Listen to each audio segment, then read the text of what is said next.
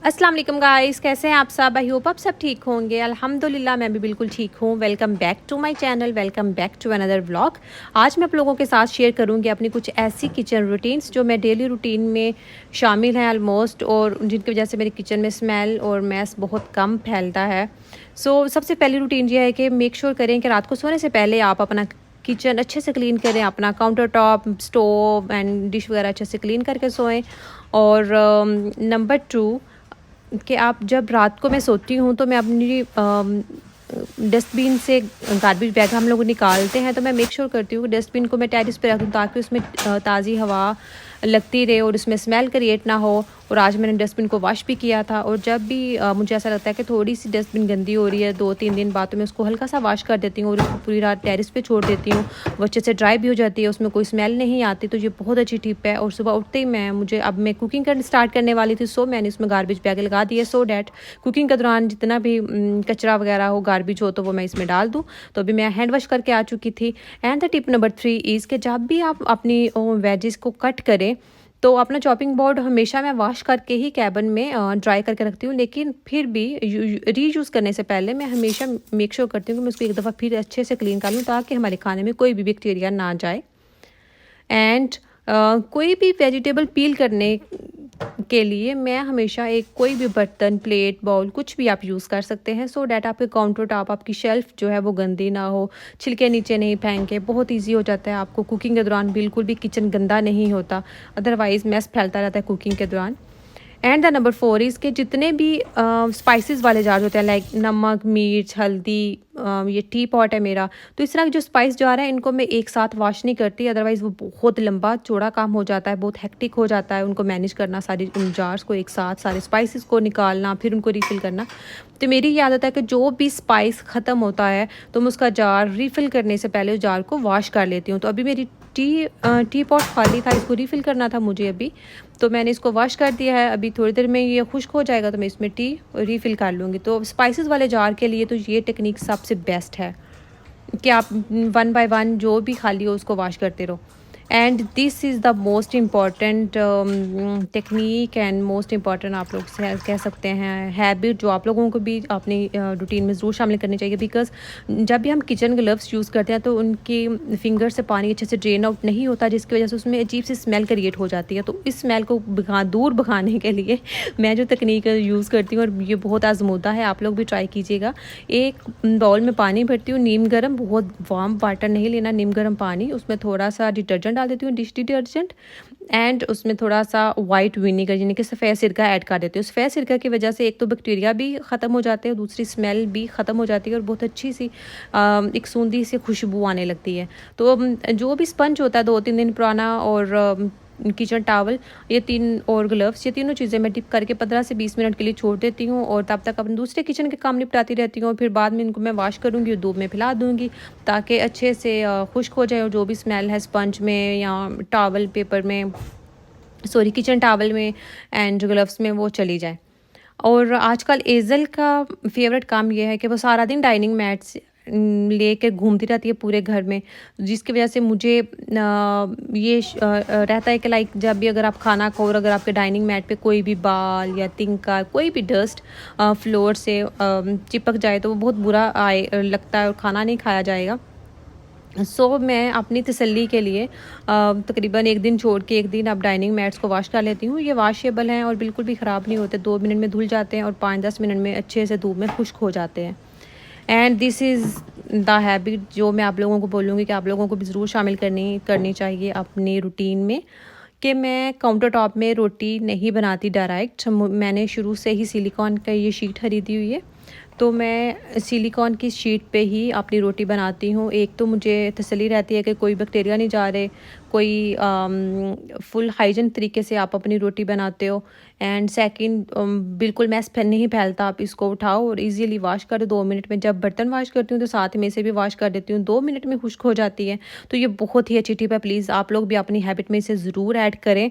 और जी मैंने आप लोगों के साथ अपना ब्लॉग शेयर किया था, तो मैंने उससे ये क्लिप लिया है कि मैं आटा गूंदते वक्त भी मेक श्योर करती हूँ कि पेपर टॉवल बिछा लूँ ताकि काउंटर टॉप गंदा ना हो और किसी किस्म का मैस ना हो और सफाई करनी आसान रहती है। और प्लीज़ माइक्रोवेव की क्लीनिंग के लिए 15-20 दिन का या 10 दिन का वेट मत किया करें। अपनी डेली रूटीन में शामिल कर लें कि जब भी आपको लगे कि 1-2 स्पॉट आ गया है माइक्रोवेव की प्लेट पे, क्योंकि जब भी हम बर्तन रखते हैं खाना वगैरह गर्म करने के लिए ना कोई दाग धब्बा माइक्रोवेव की प्लेट पे आ जाता है, तो वो बहुत बुरा लगता है। उसकी वजह से बैक्टीरिया भी पैदा होते रहते हैं आपके माइक्रोवेव में। तो मैं प्लेट तो वॉश करती हूँ और साथ ही 1 मिनट का ये प्रोसेस होता है कि मैं बस उसको हल्का सा वाइप कर देती हूँ। और डीपली क्लीनिंग तो वीकली या 10 दिन बाद तो होती है, लेकिन डेली क्लीनिंग जो है वो उससे मुझे लगता है कि काफ़ी अच्छा रहता है और आपको तसल्ली रहती है कि नहीं इतने ज़्यादा कोई बैक्टीरिया वगैरह आपके रेफ्रिजरेटर में या माइक्रोवेव में क्रिएट नहीं होंगे। तो आजकल एज़ल रेफ्रिजरेटर में बहुत घुसती है, देखें जब भी मैं फ्रिज खोलती हूँ तो एज़ल आ जाती है, जिसकी वजह से वो कुछ ना कुछ गिराती रहती है। और अब तकरीबन डेली ही मुझे माइक्रोवेव फ्रिज में जो उसकी शेल्फ़ या ट्रे हैं उनको मुझे एक दफ़ा क्लीन करना पड़ता है, क्योंकि एज़ल बहुत मैस फैलाती रहती है सारा दिन। इसकी वजह से मुझे फ्रिज की डेली सफाई करनी पड़ती है और 1 मिनट लगता है। ये छोटे-छोटे काम होते हैं 1-2 मिनट के, अगर आप इनको डेली नहीं करोगे तो फिर आपको वीकली 15-20 मिनट लगाने पड़ते हैं हर काम पे। और यहाँ पे ऑलमोस्ट 15-20 मिनट हो चुके थे और अब बिल्कुल भी मैंने यहाँ पे स्मेल भी किया था। स्मेल बिल्कुल भी नहीं आ रही थी। और अब मैं इसको धूप में फैला दूँगी। और यहाँ पर भी एक टेक्निक है कि मुझे मेक श्योर करना है कि जो ग्लव्स की फिंगर्स में से सारा पानी ड्रेन आउट हो जाए, तो उसके लिए मैं हमेशा हैंगर यूज़ करती हूँ। और इसकी फिंगर्स को हैंगर की मदद से ऐसे लिफ्ट करके रखती हूँ। तो आपके पास भी जो भी हैंगर है, ये ब्लैक वाला मैं अभी हैंगर दिखाऊंगी।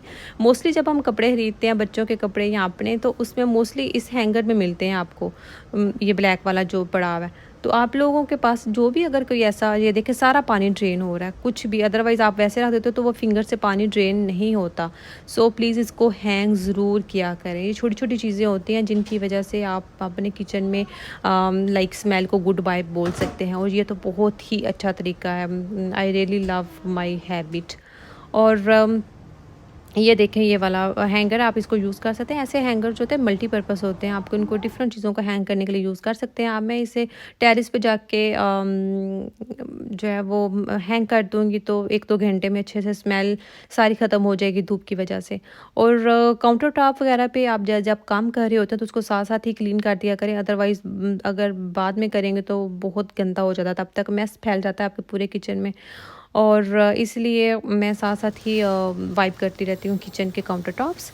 और टी पॉट अच्छे से ड्राई हो चुका था और अब इसे रीफ़िल कर दूँगी। लेकिन जहाँ पर एक और टिप है कि मैं एक्स्ट्रा जो लेफ़्ट ओवर टी है मैं उसको एज़ इट इज़ पैकेट में नहीं रखती, ना ही उसको किसी बैग में बंद करके रखती हूँ।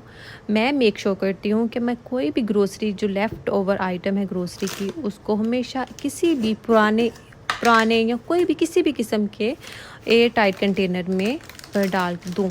सो ये वाला एयर टाइट कंटेनर ज़रूरी नहीं कि आपने सारे एयर टाइट कंटेनर न्यू ही बाय करने हैं। ये वाला मैं शक्कर यूज़ करती हूँ चाय के लिए, तो ये उसका जो शक्कर तो ख़त्म हो गई थी, तो ये कंटेनर मैंने वॉश कर लिया था रीयूज़ करने के लिए। तो आप भी अगर कोई भी ग्रोसरी आइटम वाला ऐसे कंटेनर्स जो अच्छे होते हैं, जो रीयूज़ हो सकते हैं, उनको यूज़ कर लिया करें, इसमें कोई बुरी बात नहीं है। तो एक्स्ट्रा कंटेनर्स थोड़े बहुत आपके पास होने चाहिए, सो डैट ये देखें ना, इसको बजाय आप इसको पैकेट में एज इट इज़ रखते आपने एयर टाइट कंटेनर में डाल दिया, ये ज़्यादा अच्छा है या पैकेट। तो मैं तो ऐसे ही करती हूँ कि लाइक कुछ कंटेनर्स मैं यूज़ करने के लिए 5-6 कंटेनर्स हमेशा मेरे पास वास्ट होते हैं, जब भी ज़रूरत पड़े तो वो कंटेनर लो, एयर टाइट कंटेनर हो रख दो।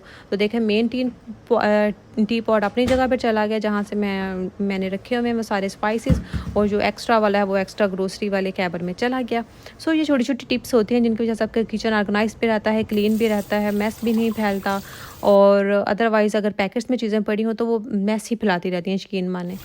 एंड अभी मैंने कुकिंग की थी, तो उसके लिए मुझे आलू गोश्त के लिए मुझे चाहिए था पिसा हुआ धनिया। मैंने अभी ताज़ा धनिया पीसा है। तो मैं मेक श्योर करती हूँ कि जो भी इलेक्ट्रॉनिक्स की आइटम है, जैसे आप शेक बना रहे हो, कोई भी ब्लेंडर, मिक्सर, ग्राइंडर, जो भी आप यूज़ करो इलेक्ट्रॉनिक्स की चीज़, तो मेक श्योर करती हूँ कि उसको साथ ही वॉश करके रख दूँ। अदरवाइज़ एक तो उस पर दाग आ जाते हैं और वो फिर जाते नहीं हैं दाग, बहुत बुरा लगता है और उसको वॉश करना मुश्किल हो जाता है। एंड ये अम्मल एंड डीज़ल की कुकीज़ हैं और अली केक रस खाते हैं तो अली हमेशा से ऊपर से उसको काटते हैं, लेकिन मैं जैसे ही अली पैकेट खोलते हैं तो मैं हमेशा ट्राई करती हूँ कि फ़ौरन ही उनको मैं एयर टाइट कंटेनर में डाल के रख दूँ, बिकॉज़ ये बहुत ज़्यादा सॉगी हो जाते हैं, क्रंची नहीं रहते, अपना फ्लेवर लूज़ कर देते हैं। सो कोई भी ग्रोसरी आइटम, चाहे वो बच्चों के स्नैक्स हों, कुकीज़ हों, बिस्किट्स हों, आपकी कोई भी आइटम हो, उसको प्लीज़ लेफ़्ट ओवर को पैकेट में मत रखा करें। कोई भी आपके पास डिब्बा हो, एयर टाइट कंटेनर हो, उसमें स्टोर कर दिया करें। सो ये छोटी-छोटी हैबिट जब आप अपने डेली रूटीन में ऐड कर लेंगे तो आपको बहुत ज़्यादा किचन में डीप क्लीनिंग करने की ज़रूरत ही नहीं पड़ेगी। आपका किचन वैसे ही क्लीन और ऑर्गेनाइज़ रहेगा। आई रियली होप सो आप लोगों को मेरी छोटी-छोटी सी टेक्निक्स में छोटी-छोटी सी हैबिट्स अच्छी लगी होंगी, और भी बहुत सी हैं। फिर इंशाल्लाह किसी दिन किसी वीडियो में शेयर करूँगी। अभी तो बस मैंने कुकिंग के दौरान जो साथ-साथ काम कर रही थी, मैंने वो वाली आप लोगों के साथ शेयर की हैं। प्लीज़ मेरी वीडियोज़ को लाइक एंड शेयर ज़रूर कीजिएगा। मेरे चैनल को सब्सक्राइब कर लेना। मुझे और मेरी फैमिली को अपनी दुआ में याद रखिएगा। मिलते हैं नेक्स्ट व्लॉग में, तब तक अल्लाह।